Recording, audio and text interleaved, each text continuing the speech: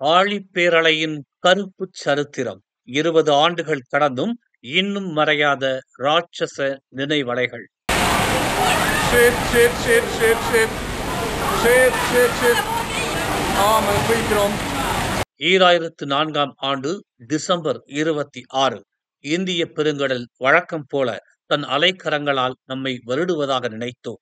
ஆனால் அலையின் விஸ்வரூபத்தை இதுவரை கண்டிராத நம் மக்களுக்கு அன்றைய அலை சுனாமியாய், ராட்சச அலையாய் கண்ணிமைக்கும் நேரத்தில் நம் சுற்றத்தை தாக்கி குழந்தைகள் பெரியவர் என பார்க்காமல் அருகிருந்த மக்களை அள்ளிச் சுருட்டி ஏப்பம் விட்டது. அன்றைய தினம் நண்பகல் 12:45 மணிக்கு கடலுக்குள் ஏற்பட்ட நிலநடுக்கத்தின் அளவு 9.1 ரிக்டர் என அறிவியல் சொல்லியது. ஆனால் அந்த அதிர்வின் தாக்கத்தில் நிலைகுலைந்த கடல் ஆக்ரோச அலையை விண்ணளவு உயர்த்த இது என்ன என்பதை உணர்வதற்குள் 67 பேரை அள்ளிச் சுருட்டியது அலை.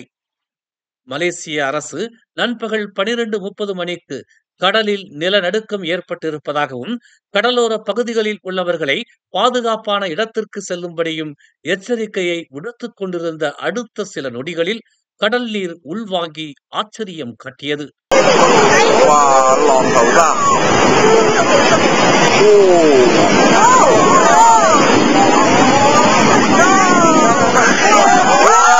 அதுவரையில் கடல் நீர் உள்வாங்குவதை கண்டிராத மக்களும் கடற்கரையை சுற்றி ஆச்சரியத்தில் மூழ்க, திடீரென மீண்டும் 100 அடிக்கும் மேலான அலை ஒன்று எழுந்து கரையை கடந்து காவு வாங்கியது மேலும் பல உயிர்களை.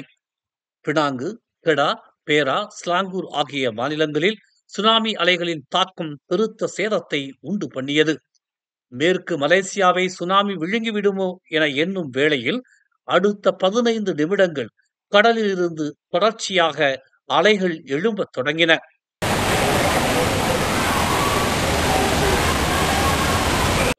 நிமிடங்கள் எழும்பிய அலை மீண்டும் கடலை திரும்ப சுமார் 17 மணி நேரத்திற்கும் மேலானது. 67 பேர் இறந்ததாகவும் 34 பேர் காணாமல் போனதாகவும் அதிகாரப்பூர்வமாக அறிவிக்கப்பட்டது. பினாங்கில் 52 பேர், கெடாவில் 12 பேர், பேராக்கில் 2, ஸ்லாங்கூரில் 1 என இறப்பு விகிதம் கணக்கெடுக்கப்பட்டது. காணாமல் போன 34 பேரில் 6 பேர் 20 ஆண்டுகள் கடந்தும் இன்று வரையும் கண்டுபிடிக்கப்படாமல் உள்ளனர். சுமார் 8000 பேர் தங்கள் வீடுகளையும் உடைமைகளையும் முழுவதுமாக இழந்தனர். சுனாமியால் பாதிக்கப்பட்ட இடங்களை மீண்டும் துப்புரவுபடுத்த அப்போதைய மலேசிய அரசாங்கம் 100 மில்லியன் ரிங்கிட்டை செலவு செய்தது. இது ஒரு பெரும் துயரம் என அப்போதைய மலேசிய பிரதமர் அப்துல்லா அமாட் படாவி குறிப்பிட்டதுடன் மலேசியா முழுவதும் உள்ள மீட்பு துறையையும் இராணுவத்தையும் பாதிக்கப்பட்ட மக்களை மீட்க அனுப்பினார். That was a very important step that we had taken. We had a meeting of ASEAN leaders and other countries which participated, and we have taken major decisions, and not only to coordinate the supplies and the services to be rendered for relief work, relief and rescue, but what is important is that we have decided there should also be a continuing effort that will take us into the stage of reconstruction and rehabilitation. அப்போதைய மாமன்னரான Perlis சுல்தான் துவாங்கு சிராஜுடீன் எல்லை பாதுகாப்பிற்காக இருந்த இராணுவத்தை விடுத்து பிற இராணுவ பிரிவினர்கள் அனைவரும் மீட்பு பணியில் ஈடுபடும்படி கட்டளையிட்டார்.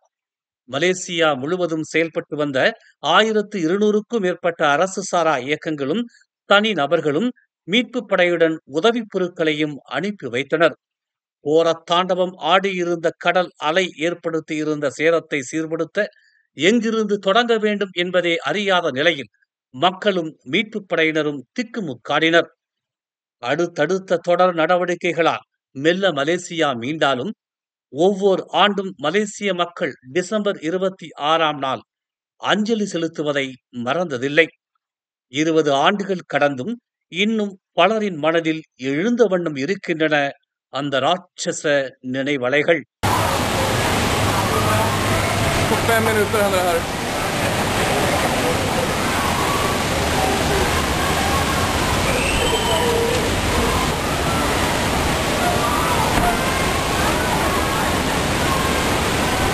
Theo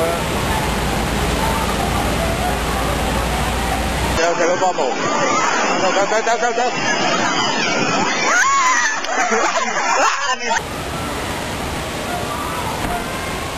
மேலும் செய்திகளை தெரிந்து கொள்ள தமிழ் மலர் நாளிதழை பாருங்கள்.